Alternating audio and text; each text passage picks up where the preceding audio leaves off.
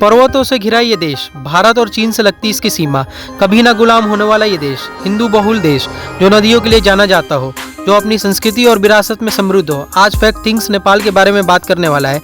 नेपाल दक्षिण एशिया में एक हिमालय देश है जिसकी सीमा भारत और चीन से लगती है। इसकी आबादी 3.6 मिलियन है, यानी कि 36 लाख। इसमें दुनिया की 10 सबसे ऊंची चोटियों में से 8 यहीं पर है, जिसमें दुनिया का सबसे ऊंचा पर्वत माउंट एवरेस्ट शामिल है।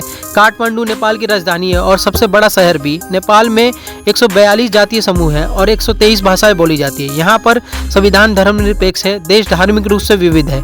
नेपाल में प्रचलित धर्म हिंदू, बौद्ध, ईसाई, मुस्लिम, किरातवाद, सिख धर्म, जैन धर्म शामिल है। 90% में हिंदू है और बाकी 10% में सभी धर्म है। नेपाल ऐसा देश है जो चारों ओर से जमीन से घिरा हुआ है। नेपाल की कुछ खास बातें जो आपको पता नहीं होगी, मैं थोड़ा बता दूं। नेपाल अपने मंदिरों और मध्ययुगीन महलों के लिए प्रसिद्ध है। पशुपतिनाथ और चंगू नारायण के मंदिर को देखना अच्छा होगा, जो अपनी विख्यात प्रसिद्धि के लिए जाने जाते हैं। यहाँ पर प्रसिद्ध मंदिर शंभुनाथ भी है और बौद्धनाथ मंदिर भी है।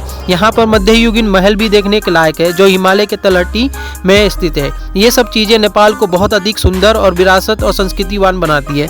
नेपाल देश हिमालय में स्थित है और भौगोलिक रूप से चारों ओर से भूमि से घिरा हुआ है, क्योंकि ये उत्तर में पीपुल्स ऑफ रिपब्लिक और चाइना और दक्षिण में भारत जैसे देशों से घिरा है।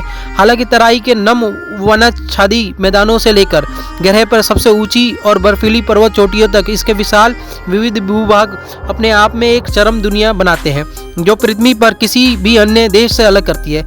विश्व में सबसे ऊंचा पर्वत नेपाल में ही है। दुनिया की सबसे ऊंची चोटी 8 सामूहिक रूप से नेपाल में है, जिसे 8000 के रूप में जाना जाता है, जिसमें समुद्र जल से 8000 मीटर मतलब 26,247 फीट से अधिक भूमि ऊंचाई के रूप में परिभाषित किया गया है। आपको बता दूं कि नेपाल इतना खूबसूरत है ना, कि जो अपने नदियों के लिए, पर्वत के लिए, खूबसूरती के लिए भी जानते हैं। दुनिया का सबसे ऊंचा पर्वत माउंट एवरेस्ट, जो समुद्र तल से 8,848 मीटर ऊपर है, जो नेपाल में स्थित है। आपको बता दूं कि नेपाल की अत्यधिक गहराई वाला देश भी है, जैसे काला गंडकी घाटी के अस्तित्व से पता चलता है, जो लगभग 6000 मीटर की ऊंचाई पर है, जो ग्रेट कैनियन के बाद दुनिया की दूसरी सबसे गहरी घाटी है। इस महान घाटी में काली गंडकी मतलब गंडक नदी दुनिया के 2 सबसे ऊंचे पहाड़ों अन्नपूर्णा और धौलागिरी के बीच हिमालय में होकर बहती है, जो समुद्र तल से 8000 मीटर से अधिक ऊंचे हैं। भूवैज्ञानिक और पौराणिक साक्ष्य बताते हैं कि नेपाल की राजधानी काठमांडू कभी पानी का एक बड़ा स्रोत हुआ करता था, यानी कि वो कभी झील हुआ करती थी, लेकिन 15000 वर्षों में ये सूख गई और आज एक शहर बन गया। मतलब काठमांडू नेपाल का सबसे प्रसिद्ध शहर है और राजधानी भी है। तो दोस्तों, ये विरासत है नेपाल की। दोस्तों, मैं क्या बताऊँ, नेपाल के बारे में थोड़ा सा जान लीजिए कि जितने भी इसके पर्वत हैं, एक तो सारे पर्वत ऊंचे हैं। आप जहाँ से भी देखेंगे ना, लगेगा कि 2 किलोमीटर दूर पे ये पर्वत है, लेकिन है ना 200 किलोमीटर दूर। समझे मतलब कितने दूर दूर है। और नेपाल मतलब इतना बड़ा देश है, लेकिन दिखता है दोस्तों कि इतना बड़ा है, लेकिन उसमें पॉपुलेशन बहुत कम है, मतलब 40 लाख से भी कम है।